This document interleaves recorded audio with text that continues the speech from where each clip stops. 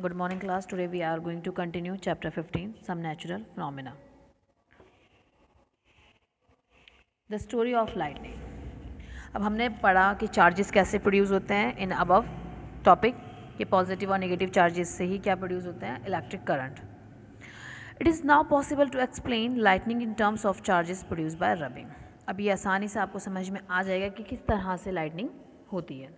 आपने क्लास 7 में पढ़ा था during development of thunderstorms the air currents move upward while the water droplets move downwards.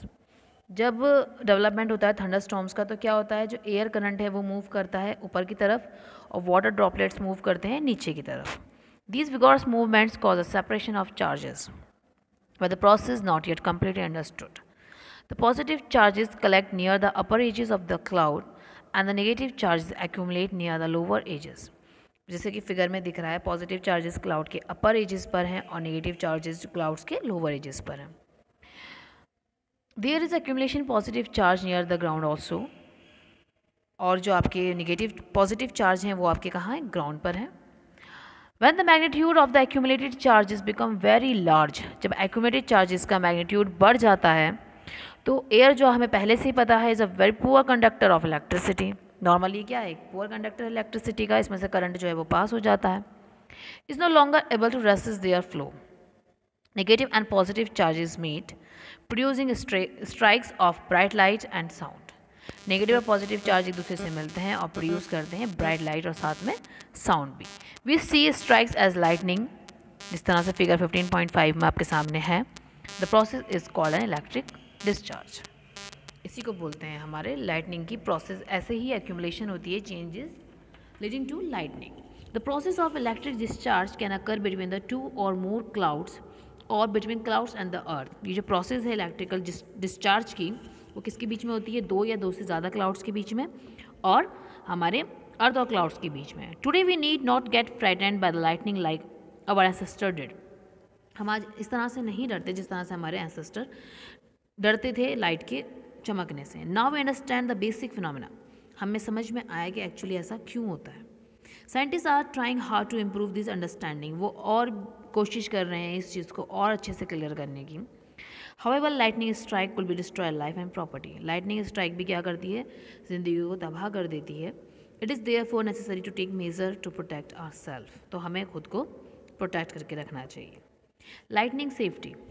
During lightning and thunderstorm, no open place is safe. Lightning हो या thunderstorm हो, खुली हुई जगह जो है वो सेफ नहीं है. Hearing thunder is an alert to rush to a safer place. जब कभी भी आप थंडर की आवाज़ सुनते हो तो ऐसी जगह पर जाएं जहाँ पे ज़्यादा रश हो. After hearing the last thunder, जब आप लास्ट थंडर सुन लें, वेट फॉर सम टाइम, कुछ समय के लिए वेट करें. Before coming out of the safe place, किसी सेफ प्लेस पे आने से पहले आप थोड़ा वेट करें. Finding a safe place. A house और a building is a safe place. If you are travelling by car और by bus, you are safe inside with windows and doors of the vehicles shut. अगर आप travelling कर रहे हैं तो आप car के या बस के अंदर बैठे रहें और साथ में उनकी विंडो और जो डोर हैं उनको क्लोज रखें. तो आप सेफ़ हैं, घर में आप सेफ़ हैं, बिल्डिंग के अंदर आप सेफ़ हैं. Do and don'ts during a thunderstorm. क्या करना है और क्या नहीं करना चाहिए. नाउ अगर आप आउटसाइड हैं, अगर आप घर से बाहर हैं, तो open vehicles like motor bike, tractors, construction machinery, open cars are not safe. ये सब चीज़ें जो हैं वो सेफ़ नहीं हैं. खुली हुई गाड़ियाँ, ठीक है, ओपन फील्ड्स और टॉल ट्रीज, शेल्टर्स इन पार्क, ये सब भी आपके लिए सेफ नहीं है. Carrying umbrella is not at all a good idea during thunderstorm. Umbrella ले जाना ड्यूरिंग थंडरस्टॉर्म वो भी क्या है, सही नहीं है. If in a forest take shelter under the shorter trees. अगर आप फॉरेस्ट में हैं तो आप क्या करोगे, शॉर्टर ट्रीज के नीचे, छोटे पेड़ों के नीचे अपने आप को रखोगे. If no shelter is available and you are in open field. अगर कोई शेल्टर नहीं है और आप ओपन फील्ड में हैं तो stay away from all trees. तो सारे के सारे पेड़ों से आप हट जाएं. Stay away from poles. Poles से हट जाएं और अदर मेटल ऑब्जेक्ट्स से. जितने भी मेटल ऑब्जेक्ट्स हैं, आपको पता है metal is a good conductor of electricity. इसकी वजह से इसलिए मना किया जाता है कि आप मेटल्स ऑब्जेक्ट के पास ना खड़े हों. Do not lie on the ground. Instead, squat low on the ground. Place your hand on your knee with your head between the hands. This position will make you the smallest target to be struck.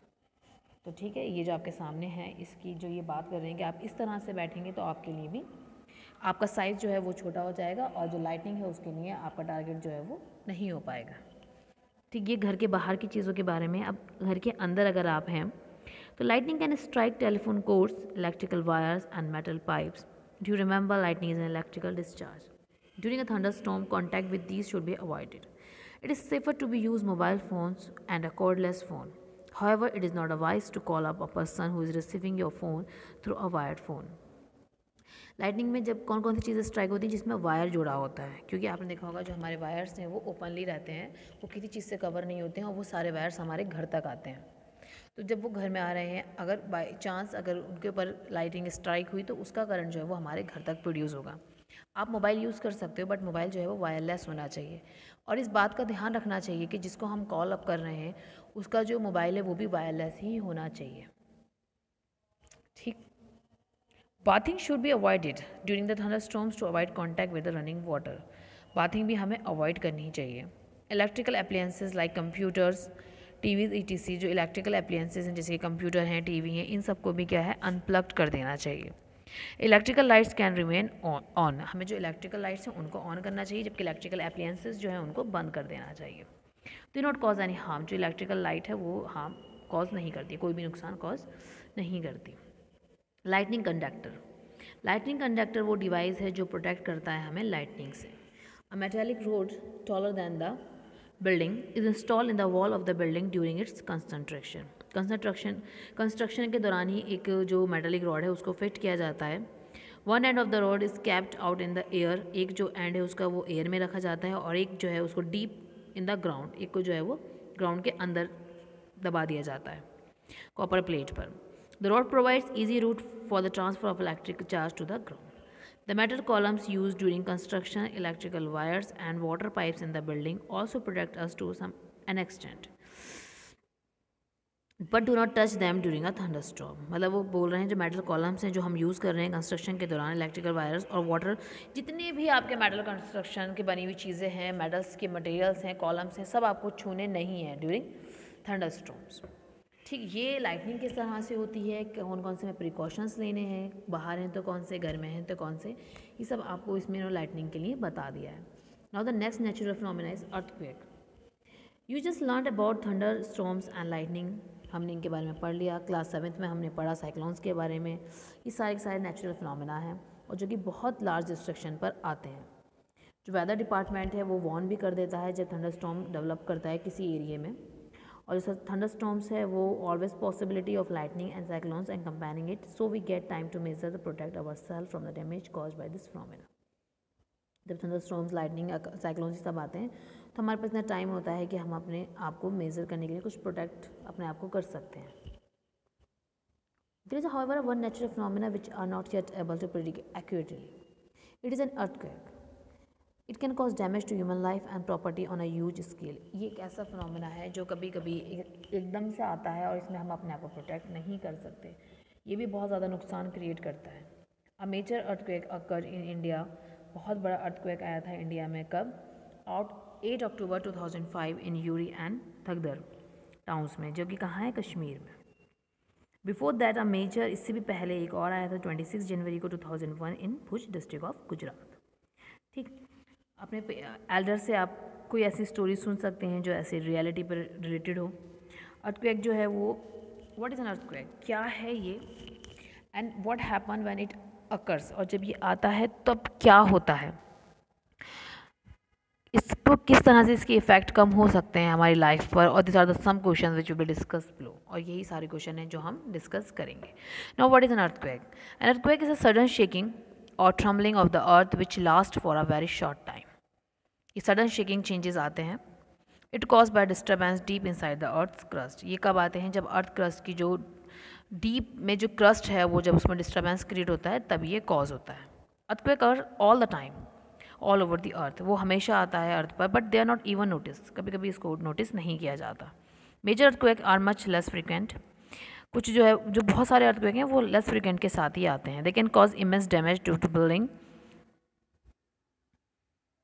ठीक है, जो earthquake होते हैं क्या करते हैं? Buildings को cause करते हैं, ब्रिजेस तोड़ देते हैं, डैम्स तोड़ देते हैं। There can be the great loss of life and property, और लाइफ का भी बहुत ज़्यादा नुकसान करते हैं। ये कॉज करते हैं आपके फ्लड्स भी, और लैंडस्लाइड्स भी, और सुनामी वगैरह भी इनकी वजह से आती है। एक मेजर सुनामी आई थी जो कि इंडिया में आई थी 26 दिसंबर 2004 में। Coastal areas around the ocean suffer huge losses, जिसकी वजह से जो लोग इसके आसपास रहते थे उन्होंने बहुत ज़्यादा प्रॉब्लम्स को फेस किया। What cause an earthquake? अब देखो अर्थक्वेक जो है वो कैसे आता है। My grand mother told me that the earth is balanced on the horn of a bull, and when the bull shift its to the other horn an earthquake takes place, how could it be true? उसकी दादी जी उसको बताती हैं कि वो एक सींग पर जो है, हमारी जो अर्थ है वो एक सींग पर ही रुकी हुई है, और जैसे ही वो दूसरी सींग पर अर्थ को लेती है तब क्या होता है, भूकंप आता है। तो ये पूछता है क्या ये भी ट्रू हो सकती है बात। इन Asian time people did not know the true cause of earthquakes. पुराने टाइम में लोग नहीं जानते किस तरह से अर्थक्वेक आता है। Their ideas were therefore express the mythological stories such as the one told by the Bojo's grandmother. Similarly, myths were prevalent in the other parts of the world. जो मतलब ये ऐसी कल्पनाएं वाली स्टोरियाँ बता दी जाती हैं, और अपने आप बनाई हुई स्टोरियाँ, ऐसा वो सोच लेते हैं कि हाँ ऐसा ही अर्थक्वेक आता होगा, तो वही सुना दी जाती हैं। इस तरह की स्टोरी पूरे वर्ल्ड में सब किसी ना किसी को कोई ना कोई स्टोरी सुनाकर एक्सप्लेन करता है।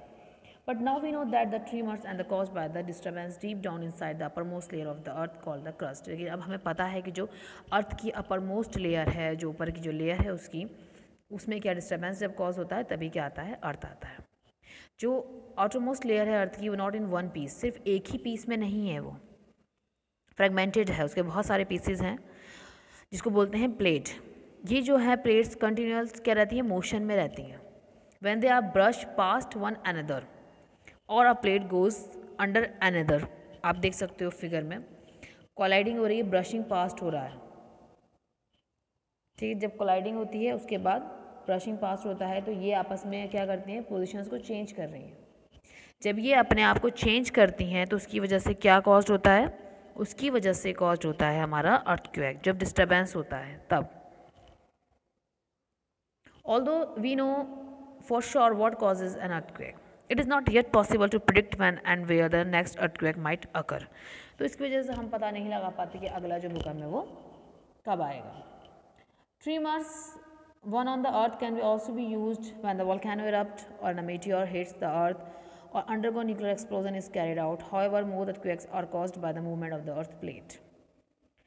वाइब्रेशंस भी बहुत वैसी चीज़ होती है, जैसे मान लो आपने न्यूक्लियर एक्सप्लोजन सुना, ट्रायल होता रहता है बम्स वगैरह का, और मीटियोर्स हिट करते हैं, और आपके वोल्केनो मतलब ज्वालामुखी का फटना, तो ये भी प्लेट्स को क्या करता है, उसको डिस्टर्ब करता है। उसकी वजह से भी क्या हो जाता है, मूवमेंट होता है अर्थ के प्लेट्स में, और क्या कॉज होता है, अर्थक्वेक।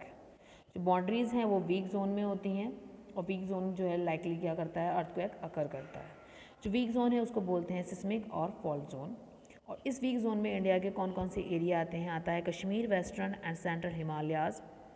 कश्मीर आता है, वेस्टर्न एंड सेंट्रल हिमालयाज़ आता है, whole north and east, run of Kutch, Rajasthan and Indo Gangetic plain. Some areas of South India also fall in the danger zone. ये सारे के सारे किस में आते हैं आपके, इस फॉल्ट जोन में। जो पावर अर्थक्वेक की वो एक्सप्रेस्ड, देखो जैसे हम मेज़र कर लेते हैं कि यहाँ से वहाँ का डिस्टेंस इतना है किलोमीटर में, ऐसे ही जो इसको मेज़र करता है उसको बोलते हैं रिश्टर स्केल। जो रिश्टर स्केल है वो मेज़र करता है कि कितना अर्थक्वेक कितनी स्पीड के साथ आया है। जैसे कि कश्मीर में इसने बताया कि 7.5 से भी ज़्यादा आया है। ठीक है, ये आपका अर्थक्वेक का जो प्रोटेक्शन है अगेंस्ट अर्थक्वेक्स, किस तरह से हम प्रोटेक्ट कर सकते हैं खुद को। We know from the earlier pages that earthquakes can not be predicted. हम इसमें बहुत मुश्किल से अपने आप को क्या कर सकते हैं, प्रेडिक्ट कर सकते हैं, क्योंकि इसमें हमें पहले प्रिकॉशंस नहीं मिलती है। इनकेस अगर अर्थक्वेक जैसे आज आया तो आज से थोड़ा सा साइंटिस्ट अंदाज़ा लगा लेते हैं कि अगला कब आएगा भूकंप, बट नॉट ऑलवेज, हमेशा ऐसा नहीं होता। It is there for important protect our selves all time, तो हमें अपने आप को हमेशा ही प्रोटेक्ट करके रखना चाहिए। People living in seismic zone, जो सिस्मिक जोन में रहते हैं, where there is a earthquake are morely likely to be occur, have specially prepare. जो उसी जोन में आते हैं तो उनको तो अपने आप को बहुत अच्छे से ही प्रिपेयर करके रखना चाहिए। First of all, buildings these zones should be design that they will stand major tremors. Modern buildings technology can make it possible. अब जिस तरह से घरों का स्ट्रक्चर होता है उस पर भी डिपेंड करता है। It advisable to make the structure simple so that it is quick safe. Consult qualified architect and structure engineer, एक ऐसे उससे घर बनवाइए जो क्वालिफाइड हो और स्ट्रक्चरल इंजीनियर हो। In highly seismic areas the use of mud और timber is better than using heavy construction material. जो मड और टिम्बर है वो बेटर है कब, कहाँ, यूजिंग हैवी कंस्ट्रक्शन मटीरियल के लिए सिस्मिक एरियाज़ में। Keep roofs as light as possible, और जो सिस्मिक एरियाज़ हैं वहाँ पे जो रूफ़ है वो भी हल्की होनी चाहिए। In case the structure falls the damage will not be heavy, अगर इन केस ऐसा हो भी जाए कि अगर डैमेज हो जाए, जो रूफ़ है वो गिर जाए तो ज़्यादा नुकसान ना हो। It is better if the cupboard and shelfs are fix to the walls so that they do not fall easily. वो जब कपबोर्ड्स और शेल्फ्स होंगी आपकी वॉल्स में तो वो भी आसानी से नहीं गिरती हैं। Be careful where you hang wall clocks, photo frames, water heaters. अगर ये सब हैंग है मतलब टंगा हुआ है तो इस बात का ध्यान रखना है कि ये जो है वो किसी के ऊपर ना गिरे। कुछ बिल्डिंग्स जो है वो उसमें आग भी लग जाती है जब कभी अर्थक्वेक आता है, तो it is necessary that all buildings specially tall buildings have fire fighting equipments in working order. The Central Building Research Institute Roorkee has developed now how to make quick resistance houses. उन्होंने ये चीज़ बताई कि किस तरह से क्विक रेजिस्टेंट हाउसेज को बनाना चाहिए। In the event that an earthquake does strike, take the following steps to protect yourself. If you are at home, take shelter under a table and stay there till the shaking stops. अगर आप घर में हो तो आप क्या करो, एक टेबल के नीचे छुप जाओ और जब तक शेकिंग स्टॉप्स ना हो जाए, जो हिलना बंद ना हो जाए, बाहर मत आओ। Stay away from the tall and heavy object that may fall on you. बड़े और हैवी ऑब्जेक्ट से दूर हो जाओ जो आपके ऊपर गिर सकते हैं। If you are in bed do not get up, अगर आप बेड पर हो तो उठो नहीं, अपने सर को प्रोटेक्ट करो किससे, प्लो से। इफ़ यू आर आउटडोर्स, अगर आप बाहर हो तो फाइंड करो क्लियर स्पॉट्स को away from building trees and over head power lines drop to the ground. बड़ी बड़ी बिल्डिंग से पावर लाइन्स जा रही हैं उन सब से दूर हो जाओ। अगर आप कार और बस में हो तो डू नॉट कम आउट, बाहर मत आइए और अपने ड्राइवर को बोलिए कि आपकी जो कार है उसको स्लोली चलाइए। Do not come out till the trimmer stop. ठीक है, आप बाहर ही नहीं आए, अपनी कार में ही आप रहिए। इस चैप्टर में हमने 2 नेचुरल फिनोमेना पढ़े, लाइटनिंग और earthquakes. This is all about your chapter. Thank you, have a good day.